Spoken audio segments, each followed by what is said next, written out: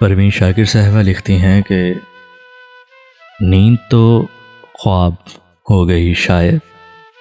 جنس نایاب ہو گئی شاید، اپنے گھر کی طرح وہ لڑکی بھی نظر سیلاب ہو گئی شاید، تجھ کو سوچوں تو روشنی دیکھوں، یاد مہتاب ہو گئی شاید، ایک مدت سے آنکھ روئی نہیں، ایک مدت سے آنکھ روئی نہیں، جھیل پایاب ہو گئی شاید، ہجر کے پانیوں میں عشق کی ناؤ، ہجر کے پانیوں میں عشق کی ناؤ کہیں غرقاب ہو گئی شاید، چند لوگوں کی دسترس میں ہے، چند لوگوں کی دسترس میں ہے، زیست کم خواب ہو گئی شاید،